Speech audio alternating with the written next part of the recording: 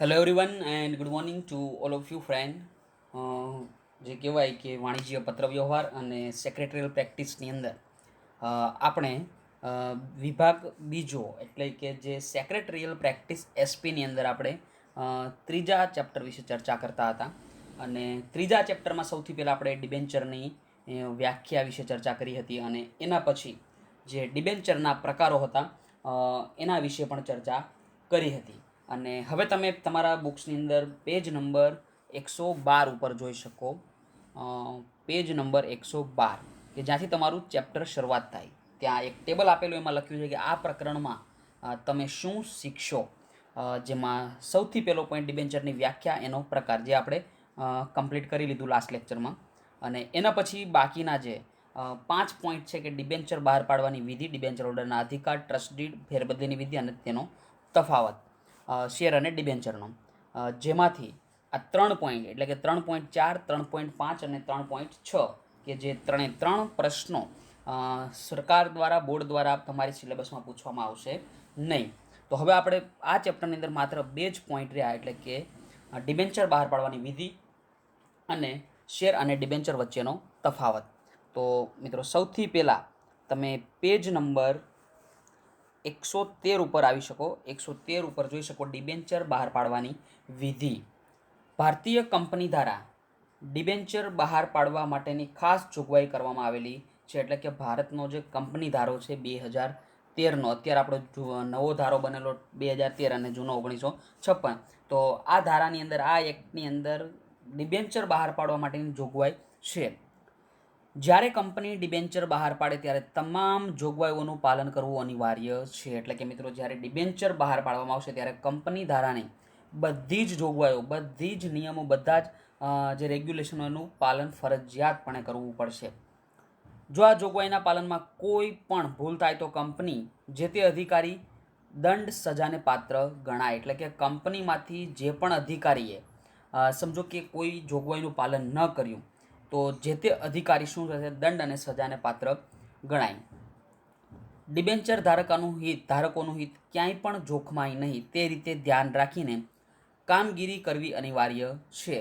Debenture બહાર પાડવાની વિધિ નીચે પ્રમાણે છે. તો અહીં આપણે જે ડિબેન્ચર બહાર પાડવાની પ્રક્રિયા કયો અથવા તો વિધિ કયો, એના જે 10 પોઈન્ટ છે, આ 10 પોઈન્ટ વિશે આજે આપણે ચર્ચા કરીશું.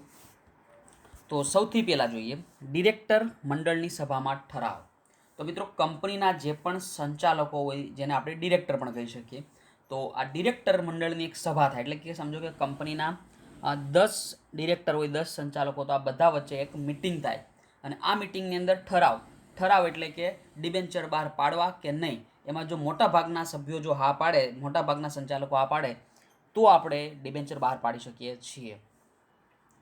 સૌપ્રથમ કંપનીના નિયમન પત્રમાં ડિબેન્ચર અંગેની જોગવાઈઓનો અભ્યાસ કરવામાં આવે છે. એટલે કે મિત્રો, કંપનીનું જે નિયમન પત્ર હોય એની અંદર પહેલાં તો જોગવાઈ હોવી જોઈએ કે કંપની ડિબેન્ચર બહાર પાડી શકશે કે નહીં. ત્યારબાદ કંપની સંચાલક મંડળની સભામાં ડિબેન્ચર બહાર પાડવા માટે ઠરાવ પસાર કરે છે, જેમાં ડિબેન્ચરની સંખ્યા, એટલે કે આપણે કેટલા ડિબેન્ચર બહાર પાડીશું, ડિબેન્ચરની કિંમત, એટલે કે શું એની કિંમત રાખીશું, ડિબેન્ચરની કુલ રકમ. તો મિત્રો, આપણે સંખ્યા અને કિંમત ઉપરથી તમને ડિબેન્ચરની કુલ રકમ પણ મળી જાય. વ્યાજનો દર કેટલો હશે ડિબેન્ચર ઉપર, કારણ કે ડિબેન્ચર હોલ્ડર અને એટલે કે ડિબેન્ચર ધારક અને જે કંપની, આ બંને વચ્ચે લેણદાર દેવાદારનો સંબંધ, તો એના માટે કંપની એને વ્યાજ ચૂકવશે. જ્યારે જો શેર હોલ્ડર અને કંપની હોય, તો શેર હોલ્ડર, શેરધારક એ કંપનીના માલિક છે, તો માલિકોને વ્યાજ ના મળે, માલિકોને નફો મળે. તો આપણે ખાસ યાદ રાખીશું કે ડિબેન્ચર હોલ્ડરોને, ડિબેન્ચર ધારકોને વ્યાજ ચૂકવવામાં આવે. તો વ્યાજનો દર, વ્યાજની ચૂકવણી અને શરતો વગેરે બાબતો અંગે નિર્ણય લેવામાં આવે છે. તો આ બધા નિર્ણય ક્યાં લેવાય? ડિરેક્ટર મંડળની સભામાં. કંપનીની સામાન્ય સભામાં ઠરાવ. મિત્રો, સૌથી પહેલાં ડિરેક્ટર મંડળની સભામાં ઠરાવ પાસ થઈ જાય તો કંપનીની સામાન્ય સભા, એટલે કે જેની અંદર શેરધારકો બેઠા હોય, કંપની ડિબેન્ચર બહાર પાડી જે નાણાકીય ભંડોળ એકત્ર કરવા માગતી હોય તેના કારણે ઉછીની મૂડીનું પ્રમાણ મુક્ત અનામત ભંડોળ કરતાં વધી જતું હોય, અથવા સત્તા મર્યાદાથી વધારે એક રકમના ડિબેન્ચર બહાર પાડવાના હોય, ત્યારે કંપની સામાન્ય સભા બોલાવી સભ્યોની સંમતિનો ઠરાવ પસાર કરે છે. તો મિત્રો, આપણે અહીંયા ખાસ યાદ રાખીશું કે કયા સંજોગોમાં કંપનીએ સામાન્ય સભા બોલાવી અને ઠરાવ પાસ કરવો પડે? તો જ્યારે ઉછીની મૂડી, ઉછીની એટલે કે આપણે ડિબેન્ચર બહાર પાડતા હોઈએ, બોન્ડ બહાર પાડતા હોઈએ, તો આ ઉછીની મૂડીનું પ્રમાણ જ્યારે કંપનીનું અનામત ભંડોળ કરતાં શું થાય, વધી જાય, અથવા તો કંપનીને જે સત્તા આપેલી હોય આ સત્તાની મર્યાદા કરતાં રકમ શું થાય, વધી જાય, ત્યારે શું કરવામાં આવે, સામાન્ય સભા બોલાવી અને મંજૂરી મેળવવામાં આવે. તો તમને એક વાક્યમાં સવાલ પૂછી શકે કે કંપનીએ કયા સંજોગોમાં સામાન્ય સભામાં ઠરાવ પસાર કરીને જ ડિબેન્ચર બહાર પાડવા જોઈએ? તો આપણે યાદ રાખીશું કે જ્યારે મુક્ત અનામત ભંડોળ કરતાં ઓછીની મૂડીનું પ્રમાણ જો વધી જાય ત્યારે કંપનીએ શું કરવું પડે કે જે તે શેર હોલ્ડર હોય એ લોકોની સામાન્ય એક સભા બોલાવવી પડે અને ત્યાં ઠરાવ પસાર કરવો પડે. આ બંને ઠરાવ પસાર થાય એના પછી ત્રીજી વિધિ અહીંયા આવે કે સેબીની મંજૂરી. ડિબેન્ચર બહાર પાડવા માટે સેબીની મંજૂરી મેળવવી પડે છે અને સેબીના માર્ગદર્શક સૂચનોનું પાલન થાય તેની પણ તકેદારી રાખવી જરૂરી છે. તો મિત્રો, સેબી એટલે કે જે શેર બજારનું નિયમન કરતી સંસ્થા છે અને આ સંસ્થાની તમારે મંજૂરી લેવી આવશ્યક હોય છે. વિજ્ઞાપન પત્ર બહાર પાડવું. વિજ્ઞાપન પત્ર એટલે કે જાહેરાત તો કરવી પડે. તમે ડિબેન્ચર વેચવા જાઓ તો તમારું વેચાણ ક્યારે થાય, તમે જાહેરાત કરો તો. હવે વિજ્ઞાપન પત્ર એટલે કે એની અંદર એક ડિબેન્ચરની બધી જ માહિતીઓનો એક સ્ત્રોત હોય, એટલે કે બધી જ માહિતી વિજ્ઞાપન પત્રની અંદર લખેલી હોય ડિબેન્ચર વિશે. જાહેર કંપનીઓએ ડિબેન્ચર બહાર પાડવા માટે વિજ્ઞાપન પત્ર દ્વારા જાહેર જનતાને આમંત્રણ આપે છે. એટલે કે મિત્રો, જે જાહેર કંપની હોય એ ડિબેન્ચર બહાર પાડવા માટે શું કરશે કે જાહેર જનતા, એક જે કહેવાય કે જાહેરાત કરવી, અને જાહેરાત દ્વારા લોકો વાંચે કે આ કંપની શું કરે છે, ડિબેન્ચર બહાર પાડે, તો જેને ખરીદવા હોય તે વ્યક્તિ ખરીદી શકે. વિજ્ઞાપન પત્રમાં ડિબેન્ચરની વિવિધ બાબતો વિગતે દર્શાવવામાં આવે છે, જેનો ડિબેન્ચર ખરીદવા ઈચ્છતી વ્યક્તિઓ અને સંસ્થાઓ વગેરે શું કરશે, અભ્યાસ કરશે, અને જો એ લોકોને સારું લાગે તો એ ડિબેન્ચર ખરીદીનો નિર્ણય કરતા પણ જોવા મળે છે. અહીંયા મિત્રો આપણે 4 ટોટલ તબક્કા પૂરા કર્યા. સૌથી પહેલાં ડિરેક્ટર મંડળની સભામાં ઠરાવ પસાર કરો, કંપનીની સામાન્ય સભામાં એટલે કે શેર હોલ્ડરોની સાથે ઠરાવ પસાર કરો, સેબીની મંજૂરી, વિજ્ઞાપન પત્ર બહાર પાડવું. વિજ્ઞાપન પત્ર બહાર પાડશે એટલે ડિબેન્ચર ટ્રસ્ટીઓની પણ નિમણૂક કરવામાં આવે. ડિબેન્ચર ધારકોના હિતોનું રક્ષણ કરવા માટે ટ્રસ્ટ ધારાની જોગવાઈઓ પ્રમાણે ટ્રસ્ટ ડીડ એટલે કે ડિબેન્ચર કરાર પત્ર તૈયાર કરવામાં આવે છે અને કંપનીમાં ડિબેન્ચર ટ્રસ્ટીની નિમણૂક પણ કરવામાં આવે છે. તો મિત્રો, 5મો તબક્કો પણ એકદમ સહેલો કે ડિબેન્ચર ધારકોનું હિતોનું રક્ષણ કોણ કરશે? ટ્રસ્ટ ડીડ એટલે કે ટ્રસ્ટની ધારાની જે પણ જોગવાઈ હોય આ જોગવાઈ પ્રમાણે ટ્રસ્ટ ડીડ બનાવવામાં આવે અને એની અંદર અલગ અલગ જોગવાઈઓ મૂકવામાં આવે ડિબેન્ચર ધારકોના હિત માટે. બાંયધરી દલાલો સાથે કરાર. તો મિત્રો, ઘણીવાર એવું હોય કે તમારે જે પણ કંપનીના સંચાલકો હોય આ સંચાલકો ડિબેન્ચરના ભરણા સંબંધે બાંયધરી દલાલો સાથે સંસ્થાઓ સાથે શું કરશે? કરાર કરશે અને ત્યાં તબક્કે કરવામાં આવે છે અને બંને પક્ષો વચ્ચે શું થાય? શરતો નક્કી થાય. તો તમે ઘણીવાર ડાયરેક્ટ કંપની પાસેથી ડિબેન્ચર ના ખરીદો અને કોઈ વચ્ચે એજન્સી હોય, કોઈ દલાલો હોય, બાંયધરી દલાલો કંપની માટેના હોય, તો કંપની વચ્ચે અને બાંયધરી દલાલો વચ્ચે શું થાય? કરાર થાય છે. શિડ્યુલ્ડ બેંકમાં ખાતું ખોલાવવું. મિત્રો, કંપની ડિબેન્ચરની અરજી અને નાણાં સ્વીકારવા માટે શું કરશે? શિડ્યુલ્ડ બેંકમાં ખાતું ખોલાવશે. એટલે કે જેટલા પણ વ્યક્તિઓ ડિબેન્ચર ખરીદશે એના નાણાં ક્યાં જમા થાય? શિડ્યુલ્ડ બેંકમાં જે ખાતું ખોલાવેલું હોય ખાતાની અંદર જમા થાય. શેર બજારમાં નોંધણી. જો વિજ્ઞાપન પત્રમાં દર્શાવવામાં આવેલ હોય તો કંપની સંચાલકોએ ડિબેન્ચરના ખરીદ વેચાણ માટે માન્ય શેર બજારમાં અરજી કરવી પડે છે. પરંતુ જો શેર બજાર આ અરજી કોઈ કારણસર રદ અથવા તો નામંજૂર કરે તો કંપનીએ ડિબેન્ચરના નાણાં શું કરવા પડે? પરત કરવા પડે છે. એટલે કે મિત્રો, વિજ્ઞાપન પત્રમાં જે દર્શાવેલું હોય, આપણે જોયું હમણાં કે જાહેરાત, તો જે પણ ખરીદ વેચાણ માટે કંપનીના સંચાલકો શું કરે કે માન્ય શેર બજારમાં અરજી કરે, એટલે કે નોંધણી કરાવવી પડે. પરંતુ આ નોંધણી થાય એવું શક્ય હોતું નથી. અમુક એવી સંભાવનાઓને કારણે એને રદ અથવા તો નામંજૂર પણ કરી શકે અને જો રદ અને નામંજૂર થાય તો તમારે આ ડિબેન્ચરના નાણાં શું કરવા પડે? પરત કરવા પડે. ડિબેન્ચર વેચણી પત્રક તૈયાર કરવું.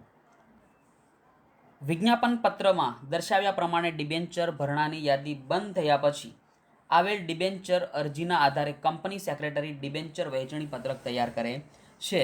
તો મિત્રો તમે જે વિજ્ઞાપન પત્રમાં તમારી જાહેરાતમાં તમે જે પ્રમાણે દર્શાવો એ પ્રમાણે તમે શું કરશો, ડિબેન્ચર ભરણાની યાદી બંધ કરવી, એટલે કે હવે કોઈ નવો ડિબેન્ચર ધારક અરજી કરી શકશે નહીં. અને જેટલી અરજી આવેલી હોય એટલી અરજીના આધારે કંપની સેક્રેટરી શું કરશે કે ડિબેન્ચર વેચણી પત્રક તૈયાર કરે. કંપનીના ડિરેક્ટરોની સભામાં ડિબેન્ચર ફાળવણી અંગે નિર્ણય લેવામાં આવે છે. કોને કેટલા ડિબેન્ચર ફાળવવા તે નક્કી થયા પછી ડિબેન્ચરના પ્રમાણપત્રો મોકલવાની કાર્યવાહી કરવામાં આવે છે. એટલે કે મિત્રો જે પણ તમે સમજો કે 200 ડિબેન્ચર માટે અરજી કરી, તો જરૂરી નથી કે તમને 200 ડિબેન્ચર આપવામાં આવે. કોને કેટલા ડિબેન્ચર ફાળવવા એ નક્કી ત્યાં કરવામાં આવે. હવે સમજો કે તમને 200માંથી 100 એટલે કે આ 2:1 રેશિયો થયો, 2ની સામે 1 શેર, તો 200ની સામે કેટલા થાય, 100 શેર તમને આપવામાં આવેલા. તો આ એક પ્રમાણ નક્કી થઈ ગયું કે કોને કેટલા ડિબેન્ચર ફાળવવા એના ઉપરથી નક્કી થાય. કોઈ વ્યક્તિ સમજો કે 100 શેર માટે અરજી કરી, તો આ વ્યક્તિને 50 જ આપવામાં આવશે. કોઈ વ્યક્તિએ સમજો કે 10 શેરની અરજી કરી, તો એને એના અડધા એટલે કે 5. તો આવું એક પ્રમાણ નક્કી થાય, જે સંચાલકો નક્કી કરે, અને પછી એ પ્રમાણે ડિબેન્ચરના ધારકોને શું આપવામાં આવે, પ્રમાણપત્રો મોકલી આપવામાં આવે. અને હવે જોઈશું ડિબેન્ચરના પ્રમાણપત્રો. કંપનીએ જો ડિબેન્ચરના નાણાંની હપ્તાની ચૂકવણી શરત રાખી હોય તો પૂરા નાણાં ચૂકવ્યા પછી, અને જો ડિબેન્ચરના પૂરા નાણાં ભરપાઈ થયા હોય તો તેમના ડિબેન્ચર પ્રમાણપત્રો કંપની સેક્રેટરી શું કરશે, તૈયાર કરશે. અને કંપની ધારાની જોગવાઈ મુજબ નિયત સમય મર્યાદામાં, એટલે કે જે સમય મર્યાદા નક્કી કરેલી હોય આ સમય મર્યાદામાં શું થાય, ડિબેન્ચર પ્રમાણપત્રો ડિબેન્ચર ધારકોને મોકલી આપવામાં આવે છે. ડિબેન્ચર પ્રમાણપત્ર એટલે કે મિત્રો તમે જે ડિબેન્ચર ખરીદ્યા છે એનું એક પ્રમાણ કહેવાય, કે જો કંપની આ મગાવી શકે કે તમારી સામે એવું કરી શકે કે તમે ડિબેન્ચર નથી ખરીદેલા, તો તમારે આ પ્રમાણપત્ર કંપનીમાં રજૂ કરવું પડે, જેથી કંપનીને ખ્યાલ આવે કે તમે આ ડિબેન્ચર ખરીદેલા છે. તો મિત્રો અહીંયા આપણે જોયું ડિબેન્ચર બહાર પાડવાની વિધિ, અને એના પછી તમે જોઈ શકો આગળનો ટોપિક ડિબેન્ચર હોલ્ડરના અધિકાર. તો મિત્રો આ પ્રશ્ન કે જે સરકાર દ્વારા અથવા તો બોર્ડ દ્વારા તમારા સિલેબસમાં નથી, તો તમારે આવી કોઈ મોટી ચોકડી કરવાની જરૂર નથી, તમારે માત્ર અહીંયા આવી રીતે ટીક મારી શકો. એના પછી આગળનો પ્રશ્ન આપણે જોઈ શકીએ ડિબેન્ચર ટ્રસ્ટ ડીડ. તો મિત્રો આ પ્રશ્ન પણ બોર્ડ દ્વારા કેન્સલ કરવામાં આવેલો, જે તમે ત્યાં આગળ જગ્યામાં મારી શકો એક ચોકડી, કે આ પ્રશ્ન હવે પૂછાવવાની શક્યતા નથી.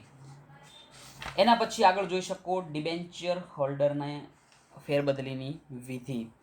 મિત્રો અહીંયા 3 ટોટલ પ્રશ્નો છે, યાદ રાખજો. સૌથી પહેલાં ડિબેન્ચર હોલ્ડરના અધિકાર, એના પછી ટ્રસ્ટ ડીડ, અને એના પછી ડિબેન્ચર ફેરબદલીની વિધિ, જે તમે સામેના પેજ ઉપર જોઈ શકો, પેજ નંબર 115. અને ત્યાં ડિબેન્ચર ફેરબદલીની વિધિ, જ્યાં પણ તમે આગળ ચોકડી લગાવી શકો કે આ પ્રશ્ન પૂછાવાની કોઈ સંભાવના નથી. અને હવે 115 ઉપર તમે છેલ્લે જોઈ શકો શેર અને ડિબેન્ચર વચ્ચેનો તફાવત. તો આ તફાવત કેન્સલ કરેલો નથી, એટલે કે તમારી પરીક્ષામાં પૂછાઈ શકે. તો શેરનું ચેપ્ટર આપણે આગળ જોઈ લીધું, અને ડિબેન્ચર આ ચેપ્ટર. હવે બંને વચ્ચે અહીંયા આપણે એક તફાવત ક્લિયર કરીએ. અર્થ જોઈએ, જોઈન્ટ સ્ટોક કંપની પોતાની માલિકીની મૂડીને નાના નાના ભાગમાં વેચે અને આ દરેક ભાગને શું કહેવાય, શેર કહે છે. જોઈન્ટ સ્ટોક કંપની જાહેર જનતા પાસેથી જે રકમ ઉછીની મેળવે, જો બંને વસ્તુમાં ફરક, કે અહીંયા માલિકીની મૂડી, અહીંયા ઉછીની હોય તો ડિબેન્ચર, અને માલિકીની મૂડી હોય તો જે કહેવાય કે શેર. મૂડી, શેર કંપનીની માલિકીની મૂડી છે, જ્યારે ડિબેન્ચર એ કંપનીની ઉછીની મૂડી છે. એટલે કે ડિબેન્ચર ધારક અને કંપની વચ્ચે દેવાદાર લેણદારનો સંબંધ ઊભો થાય, જ્યારે શેર ધારક અને કંપની વચ્ચે માલિકીનો સંબંધ ઊભો થાય છે. વળતર, તો મિત્રો તમને ખબર જ છે કે કંપનીનો માલિક હોય ને શું મળે, ડિવિડન્ડ મળે, જે નફો કહેવાય. અને ડિબેન્ચર હોય એટલે કે દેવું હોય, લેણું હોય, આ સંબંધમાં તમને વ્યાજ ચૂકવવામાં આવે. મિત્રો તમે કોઈ પણ જગ્યાએ સમજો કે કંપનીમાં રોકાણ કરો, કોઈ ધંધામાં રોકાણ કરો, તો ત્યાંથી તમને નફો મળે, જેને કંપનીની ભાષામાં ડિવિડન્ડ કહેવાય. યા ખાસ યાદ રાખજો મિત્રો, નફો ના લગતા ડિવિડન્ડ. ડિવિડન્ડ એટલે નફો જ કહેવાય, પરંતુ આપણે યાદ અહીંયા રાખીશું શબ્દ ડિવિડન્ડ. અને કંપની ડિબેન્ચર ઉપર વળતર તરીકે શું આપે, વ્યાજ, કારણ કે આ ઉછીની મૂડી છે, અને ઉછીની મૂડી ઉપર શું હોય, વ્યાજ ચૂકવવામાં આવે. વળતરનો દર, તો મિત્રો ડિવિડન્ડનો દર અનિશ્ચિત હોય. ધંધાના માલિકને ક્યારેય નિશ્ચિત નફો મળે નહીં, અનિશ્ચિત જ હોય નફો. પરંતુ વ્યાજ કેવું હોય, નિશ્ચિત દરે તમને વ્યાજ ચૂકવવામાં આવે. નફો થાય કે ન થાય, વ્યાજ ફરજિયાત ચૂકવવું પડે છે. તો મિત્રો એક વસ્તુ ક્લિયર થઈ અહીંયા, કે સમજો કે તમે 10,000 રૂપિયા કોઈ વ્યક્તિને આપો, અને આ 10,000 રૂપિયા ઉપર સમજો કે 2% વ્યાજ હોય, તો તમને દર મહિને 2% વ્યાજ મળી જાય, એટલે કે 200 રૂપિયા તમારી ફિક્સ આવક થઈ ગઈ અહીંયા. પણ જ્યારે ડિવિડન્ડ હોય, તમે સમજો કે શેર ખરીદેલા હોય તો તમને અહીંયા અનિશ્ચિત દરે ડિવિડન્ડ મળે, કારણ કે નફો ક્યારેય નિશ્ચિત હોતો નથી. માલિકી, શેર હોલ્ડર એ કંપનીનો માલિક છે, જ્યારે ડિબેન્ચર હોલ્ડર એ કંપનીનો લેણદાર છે. તો આપણે જોયું હતું સંબંધ કે કંપની અને શેર હોલ્ડર વચ્ચે માલિકીનો સંબંધ ઊભો થાય, જ્યારે ડિબેન્ચર હોલ્ડર અને કંપની વચ્ચે લેણદાર દેવાદારનો સંબંધ ઊભો થાય. જોખમ, શેરમાં જોખમનું પ્રમાણ વધારે જોવા મળે છે, કારણ કે તમને ખબર છે કે પ્રોફિટ ના થાય તો તમને કોઈ રૂપિયો મળતો નથી, પરંતુ ડિબેન્ચરમાં જોખમનું પ્રમાણ કેવું જોવા મળે? ઓછું. એટલે કે તમને દર મહિને દર વર્ષે વ્યાજ ચૂકવવામાં આવે નિશ્ચિત દરે. મતાધિકાર, તો ડિબેન્ચર હોલ્ડરને મતાધિકારનો હક મળતો નથી, પરંતુ શેરધારકને મતાધિકારનો હક મળે છે. એના પછી સ્ટેમ્પ ડ્યુટી. તો મિત્રો કંપની ત્યાં જ્યારે પણ શેર ફેરબદલી કરવામાં આવે તો એના ઉપર તમારે સ્ટેમ્પ ડ્યુટી ભરવી પડે છે. જ્યારે સામેની વાત કરવામાં આવે તો ડિબેન્ચરની ફેરબદલીમાં જે સ્ટેમ્પ ડ્યુટી હોય ત્યાં પણ ભરવી પડે, પરંતુ ડિબેન્ચરમાં તમારે જે સ્ટેમ્પ ડ્યુટી ભરવાની હોય કેવી હોય? વધારે સ્ટેમ્પ ડ્યુટી ભરવી પડશે, જ્યારે કંપનીના શેરની ઉપર તમારે ઓછી. મિત્રો ફેરબદલી એટલે કે સમજો એ વ્યક્તિ પાસે 100 ડિબેન્ચર છે. હવે એ વ્યક્તિએ 100 ડિબેન્ચર, એક ડિબેન્ચરની કિંમત સમજો કે 1000 રૂપિયા હોય, શેરની કિંમત, તો 1000 એટલે કે 1 લાખ રૂપિયાના આ શેર થયા. હવે આટલા બધા રૂપિયા એને રોકેલા હોય અને એને સમજો કે પૈસાની જરૂર પડે, તો આ 1 લાખ શેર શું કરે? એ વેચી નાખે.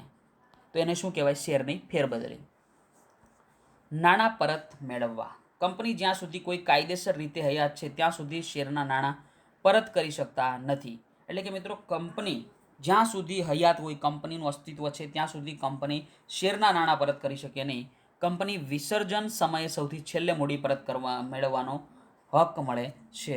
તો મિત્રો આની વાત કરવામાં આવે શેરની, તો શેરમાં જ્યાં સુધી કંપની હોય ત્યાં સુધી તમને એના નાણાં પરત મળે નહીં. એટલે કે સમજો એ વ્યક્તિ પાસે જે 1 લાખ રૂપિયાના શેર હતા, તો 1 લાખ રૂપિયાના એ શેર કંપનીને પાછા નથી આપતો, એ કોઈ અન્ય વ્યક્તિને વેચે. સમજો કે બી વ્યક્તિને વેચે, અને અહીંયા સી એટલે કે કંપની, તો એ કંપનીને નથી વેચતો, બી વ્યક્તિને વેચે, અને બી પાસેથી 1 લાખ રૂપિયા એ લેશે. ડિબેન્ચરના પ્રકાર મુજબ કંપની નાણાં પરત કરી શકે. કંપની વિસર્જન સમયે નાણાં પરત મેળવવાનો પ્રથમ હક મળે છે. મિત્રો કંપની વિસર્જન સમયે શેરધારકોને છેલ્લો હક મળે, જ્યારે ડિબેન્ચર ધારકોને સૌ પ્રથમ હક મળે છે. અને એના પછી મિલકત પર બોજ. તો મિત્રો આપણે જોયું હતું કે શેરધારકો જે કંપનીના માલિક હોય તો અહીંયા કોઈ પણ પ્રકારનો બોજ ઊભો કરવામાં આવતો નથી, જ્યારે ડિબેન્ચર મિલકતો ઉપર બોજ ઊભો કરવામાં આવે છે. અને એના પછી મૂડીમાંથી ચૂકવણી. કંપનીની મૂડીમાંથી શેર ડિવિડન્ડ આપી શકાતું નથી. મિત્રો કંપનીની મૂડીમાંથી તમે ડિવિડન્ડ ના આપી શકો. ડિવિડન્ડ એટલે કે નફાની વેચણી કરવી. તો તમે મૂડીમાંથી ચૂકવણી નથી કરી શકતા ડિવિડન્ડની, તો ક્યાંથી કરી શકશો? તો તમે જે આ ડિવિડન્ડની ચૂકવણી શેમાંથી કરશો? માત્ર ને માત્ર કંપનીના નફામાંથી જ નફો ચૂકવી શકશો. ડિબેન્ચર પરનું વ્યાજ જોગવાઈ પ્રમાણે મૂડીમાંથી આપી શકાય છે. એના પછી અંકુશ વિશે વાત કરીએ તો શેર હોલ્ડરો કંપનીના વહીવટ પર અંકુશ ધરાવે છે, જ્યારે ડિબેન્ચર ધારકો કંપનીના વહીવટ ઉપર અંકુશ ધરાવતા નથી, પરંતુ તેમના હિતના રક્ષણ માટે ડિબેન્ચર ટ્રસ્ટીની નિમણૂક કરી શકે છે. અને છેલ્લે જોઈશું કંપની વિસર્જનની માંગણી, એટલે કે શેરધારક કંપની વિસર્જનની માગણી કરી શકતો નથી, જ્યારે ડિબેન્ચર ધારક કંપની વિસર્જનની માગણી કરી શકે છે. તો મિત્રો વિસર્જન એટલે કે કંપની બંધ કરવી. જ્યારે ડિબેન્ચર ધારકને એના પોતાના પૈસા ના મળે તો એ શું કરી શકે? કે વિસર્જનની માગણી કરી શકે, કંપની બંધ કરવા માટેની અરજી કરી શકે. મિત્રો અહીંયા આપણે અલગ અલગ તફાવત જોયા, તફાવતના મુદ્દાઓ જોયા શેર અને ડિબેન્ચર વિશેના, અને આપણે અહીંયા આ ચેપ્ટરની પૂર્ણાહુતિ કરી નાખી. ત્રીજા ચેપ્ટરની માત્ર 2 લેક્ચરનું કામ હતું આ ચેપ્ટર માટે, કારણ કે અડધાથી ઉપરનું ચેપ્ટર તો બોર્ડ દ્વારા ઓમિટ કરવામાં આવેલું, કેન્સલ કરવામાં આવેલું. તો હવે અહીંયા આપણે આજનો લેક્ચર રાખીએ, અને thanks to all of you friend. Take care and bye bye.